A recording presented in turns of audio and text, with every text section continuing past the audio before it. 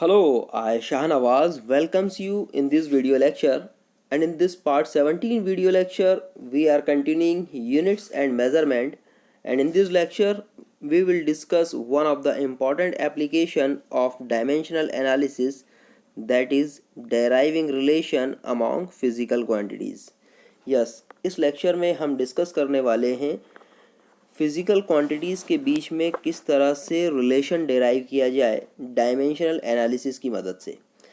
Physical quantities की जब भी हम बात करते हैं तो फॉर एग्जांपल अगर मैं बात कर रहा हूँ फोर्स की, अगर मैं बात कर रहा हूँ एनर्जी की, अगर मैं बात कर रहा हूँ पावर की, अगर मैं बात कर रहा हूँ वर्क की, इस तरह की जो भी फिज़िकल क्वांटिटीज़ है, इन सभी फिज़िकल क्वांटिटीज़ के लिए हम कोई ना कोई मैथमेटिकल एक्सप्रेशन ज़रूर लिखते हैं।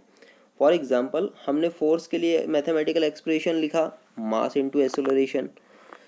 This mass into acceleration is basically what, ये हमें शो कर रहा है कि बेसिकली फोर्स मास और एक्सेलरेशन पर डिपेंड करता है। इसी तरह से सपोज हम डेरिवेशन लिख रहे हैं या फिर हम रिलेशन लिख रहे हैं वर्क का। वर्क क्या होता है? वर्क होता है फोर्स इंटू डिस्प्लेसमेंट। तो यहाँ पर वर्क ये क्या डिफाइन कर रहा है कि वर्क फोर्स और डिस्प्लेसमेंट पर डिपेंड करता है। तो इस तरह से हम किसी भी मैथमेटिकल एक्सप्रेशन की जब हम बात करते हैं तो हमेशा एक फिज़िकल क्वांटिटी किसी दूसरी फिज़िकल क्वांटिटी पर डिपेंड हो सकती है, किसी दूसरी फिज़िकल क्वांटिटी पर डिपेंड हो सकती है। इसी तरह से बेसिकली हम किसी भी फिज़िकल क्वांटिटी के लिए कोई ना कोई रिलेशन इस्टेब्लिश कर सकते हैं डायमेंशनल एनालिसिस की मदद से, जबकि हमें ये पता हो कि वो फिज़िकल क्वांटिटी किन डिपेंडेंट वेरिएबल पर डिपेंड कर रही है। या फॉर एग्जांपल मुझे अगर फोर्स के लिए एक रिलेशन इस्टेब्लिश करना है कि force is equal to mass into acceleration अगर होता है, तो मुझे अगर ये पता हो कि फोर्स बेसिकली किन किन वेरिएबल्स पे डिपेंड करता है, मास पे डिपेंड करता है और एक्सेलरेशन पे डिपेंड करता है, तो डेफिनेटली मैं डेराइव कर सकता हूँ फोर्स के लिए एक डेरिवेशन। तो इस तरह से और भी जितनी भी फिज़िकल क्वांटिटीज़ होती है सभी के लिए रिलेशन इस्टेब्लिश कर सकते हैं with the help of dimensional analysis. तो चलिए वन बाय वन देखते हैं। बड़ा सिंपल सा एप्लीकेशन है इसका, लेकिन बड़ा इंपॉर्टेंट सा एप्लीकेशन है। तो क्या है ये एक्चुअल में एप्लीकेशन और इसकी लिमिटेशंस क्या है, आज हम इस वीडियो लेक्चर में इसे बड़े इंपॉर्टेंट वे के अंदर देखेंगे। Relation among physical quantities can be formulated using this method of dimension. Correct. Physical quantities के बीच में रिलेशन हम फॉर्मुलेट कर सकते हैं इस डायमेंशनल एनालिसिस मेथड की मदद से। If a particular physical quantity is dependent on some other physical quantities, yes, अगर कोई फिजिकल क्वांटिटी किसी दूसरी अदर फिजिकल क्वांटिटी पर डिपेंड करती है, then we can follow the method of dimensional consistency to arrive at the relation. तो definitely हम उन डिपेंडेंट वेरिएबल फिजिकल क्वांटिटी की मदद से डायमेंशनल कंसिस्टेंसी अप्लाई करके एक रिलेशन इस्टेब्लिश कर सकते हैं। और डायमेंशनल कंसिस्टेंसी क्या होता है ये प्रीवियस लेक्चर में हमने देखा है। इसके प्रीवियस लेक्चर में, लेक्चर नंबर 16 में हमने बहुत अच्छे से डायमेंशनल कंसिस्टेंसी को समझा है, जो बेसिकली डायमेंशनल एनालिसिस की एक बहुत ही इम्पॉर्टेंट एप्लीकेशन है। अगर आपको डायमेंशनल कंसिस्टेंसी के बारे में पता नहीं है तो एटलीस्ट प्रीवियस लेक्चर आप एक बार ज़रूर देखिएगा, आपको डाउट क्लियर हो जाएगा और फिर आप इस लेक्चर को बहुत अच्छे से समझ पाएंगे। तो मैं आपसे रिपीट कर रहा हूँ अगेन, अगर आपने अभी तक प्रीवियस लेक्चर नंबर 16 अगर नहीं देखा है तो एटलीस्ट उसे प्लीज़ एक बार देख लीजिएगा, तभी जाकर ये वाला लेक्चर आपको अच्छे से समझ में आएगा। तो देखिए, फाइनली डायमेंशनल कंसिस्टेंसी की मदद से आप क्या कर सकते हैं, किसी भी फिजिकल क्वांटिटी के बीच में रिलेशन एस्टैब्लिश कर सकते हैं। बट कंडीशन क्या है? But the number of physical quantities must not be greater than 3। Yes, एक कंडीशन है यहाँ पर कि आप अगर किसी फिजिकल क्वांटिटी के लिए कोई रिलेशन इस्टेब्लिश कर रहे हैं तो वो फिज़िकल क्वांटिटी जिन वेरिएबल पे डिपेंड करती है, जिन भी वेरिएबल पे डिपेंड करती है, वो डिपेंडेंट वेरिएबल की क्वांटिटी 3 से ज़्यादा नहीं होनी चाहिए। That should not be greater than 3। ठीक है, ऐसा क्यों होता है? तो बेसिकली ऐसा इसलिए हो रहा है क्योंकि हम यहाँ पर डायमेंशनल एनालिसिस की मदद ले रहे हैं और हमें पता है कि डायमेंशंस को हम 3 क्वांटिटीज़ से डिफाइन करते हैं। वो 3 क्वांटिटीज़ होती है एम, एल एंड टी। ठीक है, इसलिए 3 से ज़्यादा अगर डिपेंडेंट वेरिएबल हैं तो हम इस मेथड की मदद से उसका रिलेशन इस्टेब्लिश नहीं कर पाएंगे। So this is the limitation of this application. तो चलिए हम इसको बहुत अच्छे से समझते हैं एक एग्जाम्पल की मदद से। एग्जाम्पल क्या है? For example the centripetal force defined by the relation F is equals to mv² upon r। हमें पता है जब भी कोई बॉडी सर्कुलर मोशन करती है तो उस सर्कुलर मोशन करने वाली बॉडी पर सर्कल के अंदर की तरफ, सेंटर की तरफ एक फोर्स एप्लीकेबल होता है, that is called the centripetal force. और वो सेंट्रीपिटल फोर्स का जो फॉर्मूला होता है F is equals to mv² upon r, ये हम सभी जानते हैं। सो जैसा कि हम जान रहे हैं यहाँ पर कि ये जो सेंट्रीपिटल फोर्स डिपेंड कर रहा है mass of the body, velocity of the body and radius of the circle पर। ठीक है। सो अगर हमें पता है कि बेसिकली फोर्स जो सेंट्रीपिटल फोर्स है वो बॉडी के मास पर, उसकी वेलोसिटी पर और रेडियस ऑफ द सर्कल पर डिपेंड कर रहा है, तो हम डायमेंशनल एनालिसिस की मदद से ये वाला रिलेशन डेराइव कर सकते हैं। ये वाला रिलेशन हम डेराइव कर सकते हैं। So this formula can be derived by the dimensional method. तो देखिए किस तरह से कर सकते हैं। सो हमें पता है the centripetal force F depends on the mass m, speed v and the radius r of the circle. तो लेट अस फॉलोइंग इक्वेशन, एक इक्वेशन हम कंसिडर करते हैं कि बेसिकली हमें पता है force is basically depends on mass, velocity and radius of the circle. So let's F is proportional to m to the power a, v to the power b and r to the power c। हमने जो dependent variable हैं उन dependent variable की power consider की है। ए जो है वो m की पावर, मास की पावर को शो कर रहा है, b वेलोसिटी की पावर को शो कर रहा है और c radius of the circle की पावर को शो कर रहा है। ठीक है। पावर हम क्यों कंसिडर कर रहे हैं? क्योंकि जब भी हम किसी डायमेंशन की बात करते हैं तो डायमेंशन में हमेशा जो 3 क्वांटिटीज़ है m, l और t, इनकी पावर्स भी डिफाइन होती है जो इनके ऑर्डर को डिफाइन करती है। हमने देखा है प्रीवियस लेक्चर्स में किस तरह से डिफाइन होती है। तो चलिए हम कंटिन्यू करते हैं इसे। लेटस हमने कंसिडर किया कि F is proportional to m to the power a, v to the power b and r to the power c। So here A, B and C are the exponents or the power raised on mass, velocity and radius respectively to express the relation. So using the method of dimensional consistency, yes, यहाँ पर याद रखना है कि using the method of dimensional consistency we can calculate A, B and C। अब हम dimensional consistency method की मदद से इस A, B और C की वैल्यू पता करेंगे। ठीक है। To finalize the relation we can rewrite the above relation as follows. So ये जो इक्वेशन थी हमारी F is proportional to m to the power a, v to the power b and r to the power c, हमने proportionality का symbol हटाया तो यहाँ पर एक कांस्टेंट आ गया। तो फाइनली ये रिलेशन हो गया F is equals to k m to the power a, v to the power b and r to the power c। अब क्या करना है? Here k is the dimensionless constant. यहाँ पर आपको पता होना चाहिए जो k आया है, k तो बेसिकली क्या है? कांस्टेंट। और कांस्टेंट जो होता है उसकी कोई यूनिट नॉर्मली होती नहीं। ठीक है। इसलिए इसकी डायमेंशंस भी डिफाइन नहीं होगी, क्योंकि हमने देखा है बेसिकली जब भी हम डायमेंशंस को डिफाइन करते हैं तो उसके लिए यूनिट्स का होना काफ़ी इंपॉर्टेंट है। सो नॉर्मली ये कैसा है? एक तरह का यूनिटलेस क्वांटिटी, इसलिए इसे हम क्या कहेंगे? ये डायमेंशनलेस क्वांटिटी है। So here k is a dimensionless constant and limitation of this method is that we can not say anything about k। तो हम k के बारे में कुछ कह भी नहीं पाएंगे, हम k की वैल्यू कैलकुलेट नहीं कर सकते इस पर्टिकुलर मेथड से।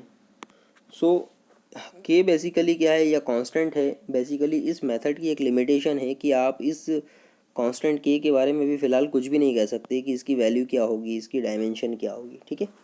So let us now right the above specified equation in terms of the dimension. अब क्या हमें क्या करना है? हमें ये जो इक्वेशन है ना, अभी हमें फ़िलहाल k को तो भूल जाना है, क्योंकि k जो है उसके बारे में तो कुछ भी नहीं कहा जा रहा है, वो डायमेंशनलेस क्वांटिटी है।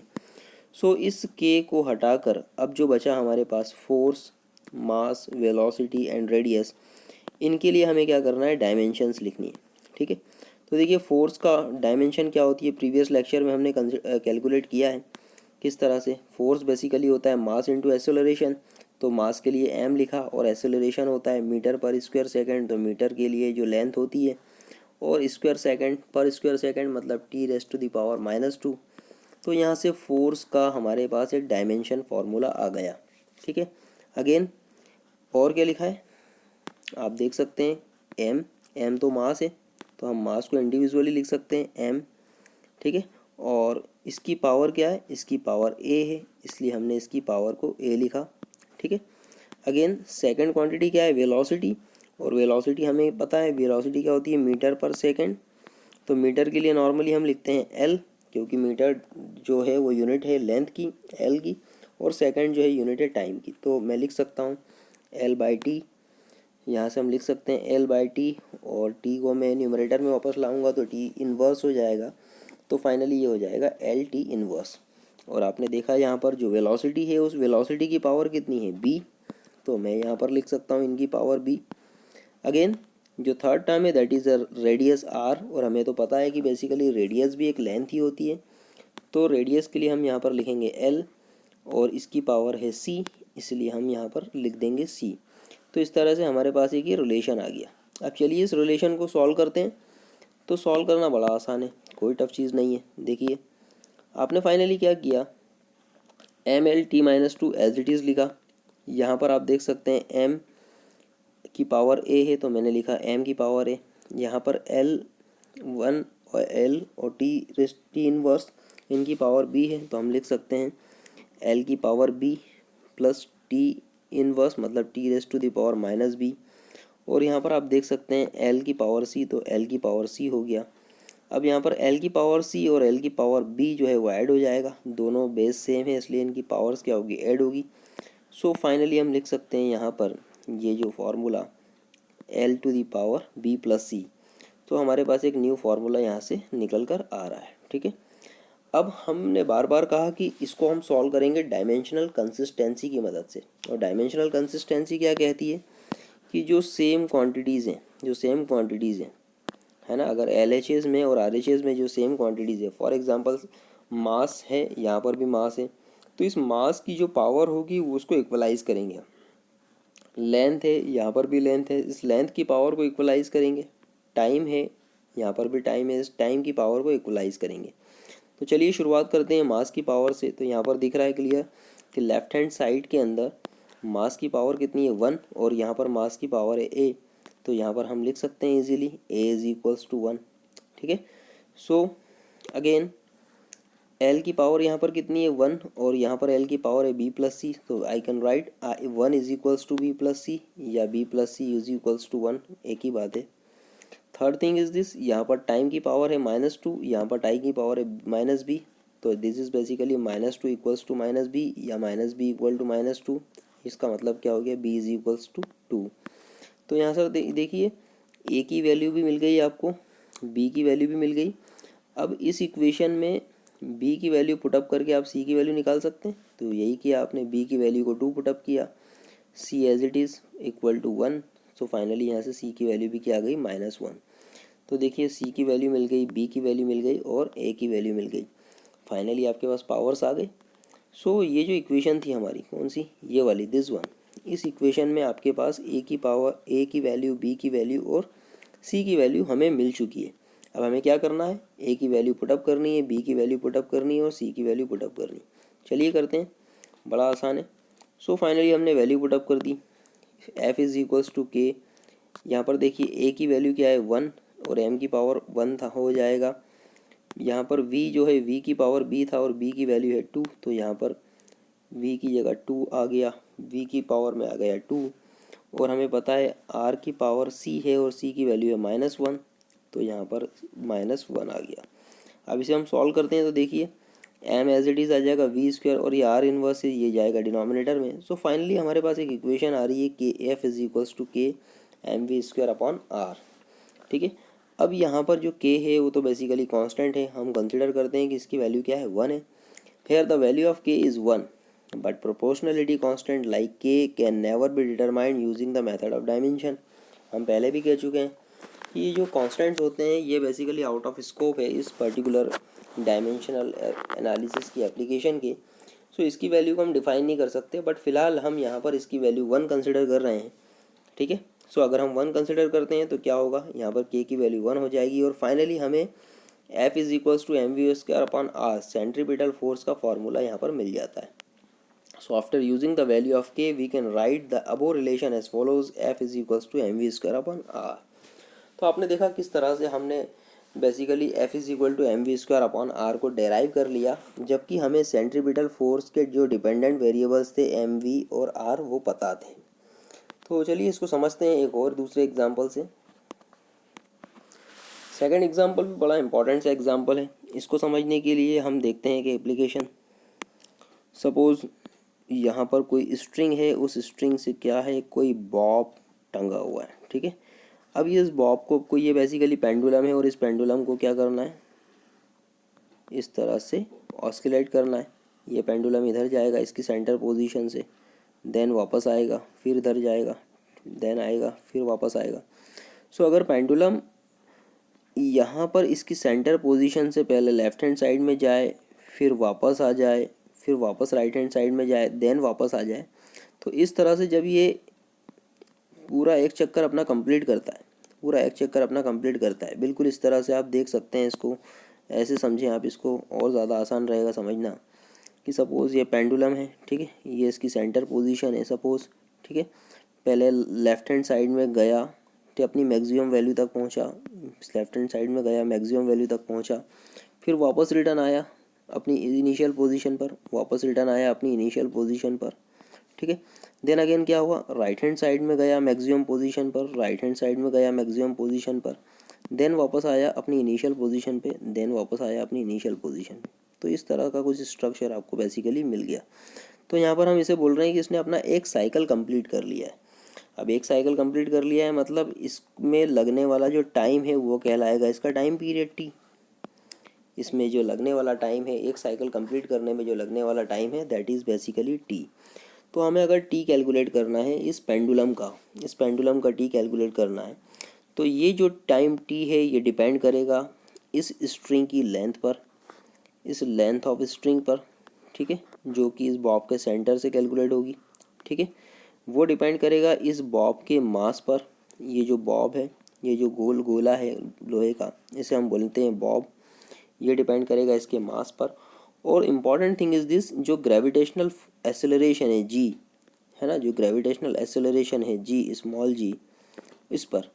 सो यहाँ से हमें क्लियर हो गया कि ये जो टाइम पीरियड है, ये टाइम पीरियड जो है वो डिपेंड कर रहा है mass of the Bob, length of the string and gravitational acceleration पर.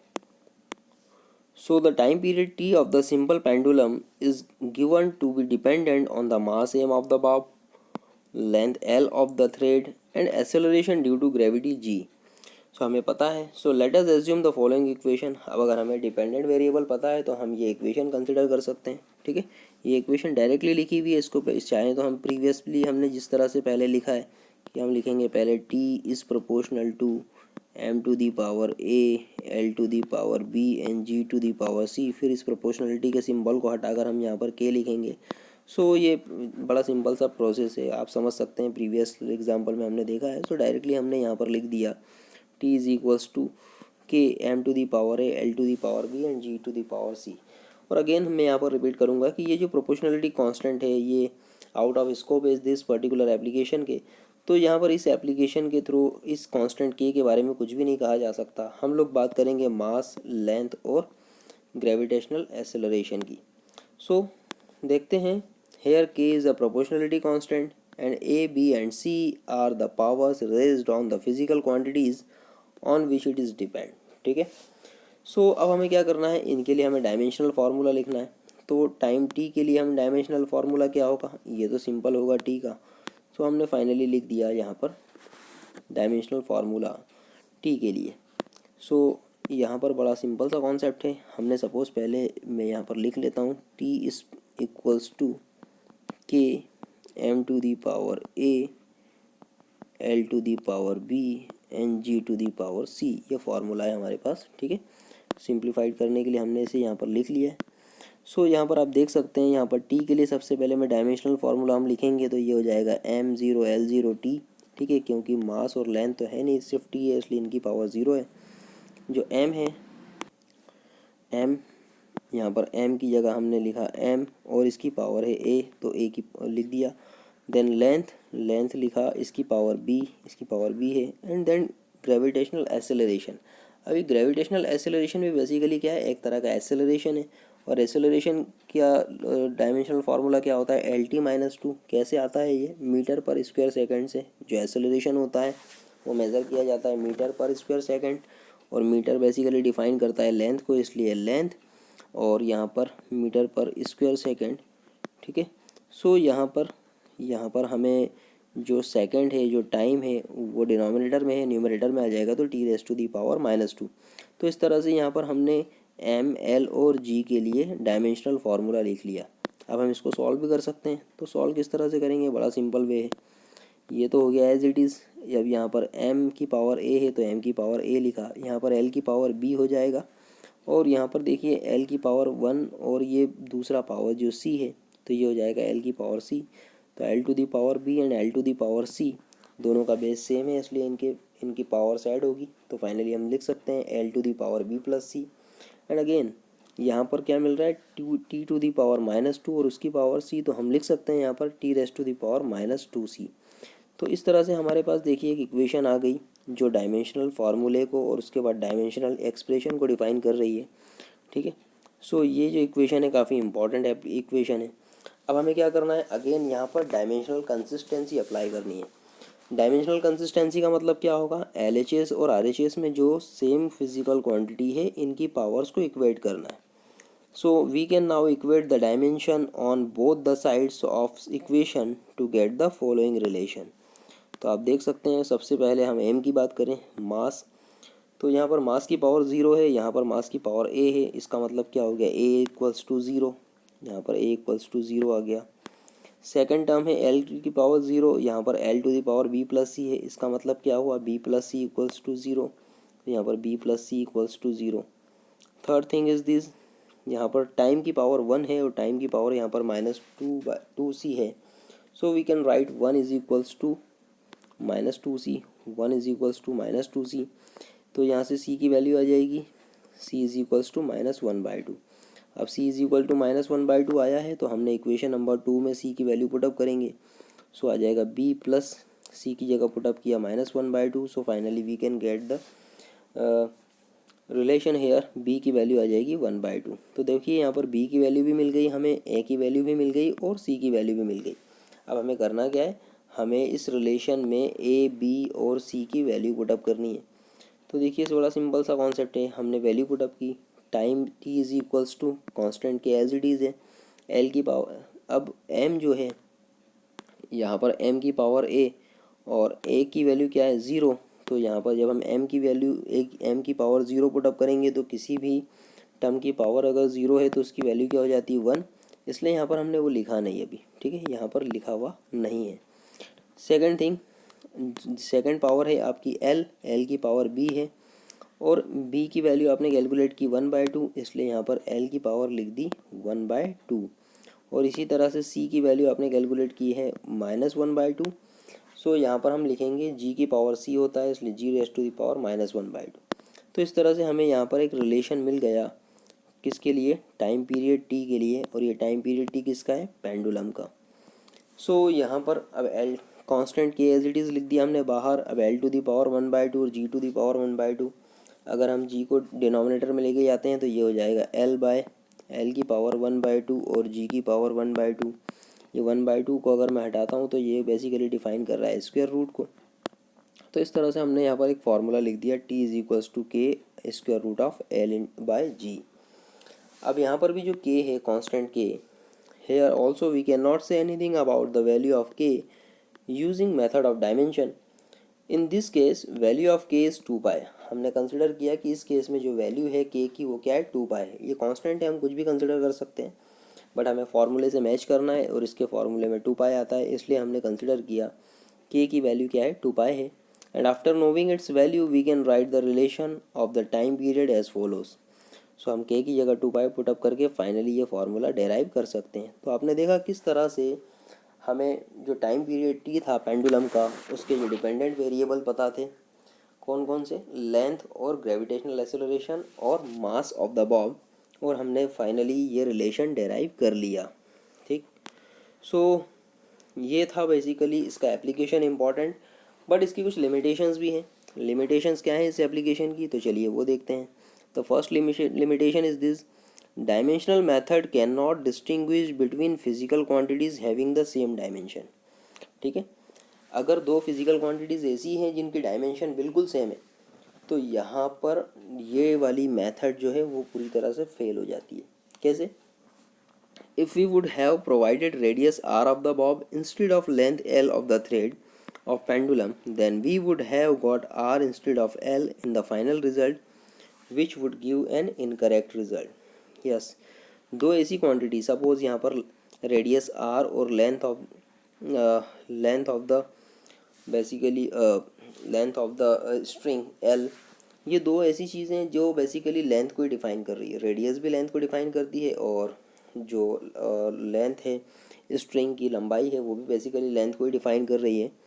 सो यहाँ पर ये हो सकता था कि मे बी पॉसिबल कि हम यहाँ पर जब इसको सॉल्व करते और डिपेंडेंट वेरिएबल की जब हम बात कर रहे थे, सो यहाँ पर हो सकता था कि एल की जगह आर भी आ जाता, हम आर कंसिडर कर सकते थे। अगर आर कंसिडर करते तो डेफिनेटली क्या होता, ये फार्मूला टोटली रॉन्ग हो जाता। ठीक है, क्यों? क्योंकि आर की और डायमेंशन और एल की डायमेंशन दोनों की सेम थी, इसलिए ये कन्फ्यूज़न यहाँ पर हो सकता था कि यहाँ पर लेंथ कंसिडर करना है या फिर रेडियस कंसिडर करना है। तो इस केस में क्या हो सकता था, आपका फार्मूला डिस्टर्ब हो जाता। ये कौन सा वाला केस है? जबकि दो फिजिकल क्वांटिटीज़ की डायमेंशन क्या है, सेम है। सो ये एक लिमिटेशन हो गई इसकी। सेकंड लिमिटेशन क्या बोलती है? This method can not tell anything about the proportionality constant. Proportionality constant के बारे में ये मेथड कुछ भी नहीं कहती। इस मेथड से प्रोपोर्शनलिटी कांस्टेंट को डिफाइन नहीं किया जा सकता। तो ये भी क्या हो गई, इसकी एक लिमिटेशन। जैसा आपने देखा पहले वाले केस में हमने सेंट्रीपिटल फोर्स में के की वैल्यू को 1 कंसिडर किया, सेकंड वाले केस में टाइम पीरियड वाले केस में हमने के की वैल्यू को 2 पाई कंसिडर किया। तो ये हमारी मर्ज़ी थी हम क्या कंसिडर कर रहे हैं, हमने वो कंसिडर किया जो बेसिकली फार्मूले में आना चाहिए। बट मेथड की तरफ से ऐसा कोई रिस्ट्रिक्शन नहीं है कि आपको के की वैल्यू यही कंसिडर करनी है। सो ये भी एक तरह का लिमिटेशन ही है कि हमें क्या कंसिडर करना है, ये हमें पता होना चाहिए। We can not deal with the more than 3 physical quantities in the perspective of the mechanics, है ना। शुरुआत में कहा गया था कि इस मेथड से आप सिर्फ उन्हीं फिजिकल क्वांटिटीज़ के लिए रिलेशन डेराइव कर सकते हैं जिनके डिपेंडेंट वेरिएबल मैक्सिमम 3 हों। ठीक है, जैसे फॉर एग्जांपल हमने अभी बात की सेंट्रीपिटल फोर्स की, तो सेंट्रीपिटल फोर्स में dependent variable mv² upon R, mv² upon R. So यहाँ पर 3 डिपेंडेंट वेरिएबल है, मास, वेलोसिटी एंड रेडियस। अगर 3 से ज़्यादा डिपेंडेंट वेरिएबल होते तो फिर हम रिलेशन डेराइव नहीं कर सकते थे। उसका रीज़न भी हमने आपको बताया था, because in mechanics all quantities can be expressed only in terms of ml and t। Mechanics में जितनी भी क्वांटिटीज़ होती है उसको सिर्फ 3 क्वांटिटी, मास, लेंथ और टाइम से ही डिफाइन किया जाता है, और ये 3 क्वांटिटीज़ हैं, इसलिए हम 3 से ज़्यादा क्वांटिटीज़ कंसिडर नहीं कर सकते। सो आई होप आपको आज का लेक्चर पसंद आया होगा। काफ़ी सिंपल सा लेक्चर था लेकिन काफ़ी इंपॉर्टेंट एप्लीकेशन है। आपने देखा किस तरह से हमने रिलेशन डेराइव किए हैं। सो इसमें अगर किसी तरह का कोई डाउट आता है तो आप प्लीज़ इस लेक्चर को कम से कम 2 से 3 बार देखिएगा, डेफिनेटली आपके सारे डाउट्स क्लियर होंगे। और इसके अलावा भी अगर आपको कोई डाउट आता है so you can WhatsApp to me. Thank you, thanks for watching. और आपने अभी तक इस लेक्चर को सब्सक्राइब नहीं किया, इस चैनल को सब्सक्राइब नहीं किया, तो आपको जो सामने फेस आइकॉन दिख रहा है प्लीज़ इस पर क्लिक कीजिए और इस चैनल को सब्सक्राइब कीजिए ताकि हमारे आने वाले नए लेक्चर्स आप तक जल्द से जल्द पहुंच सकें। Thanks again.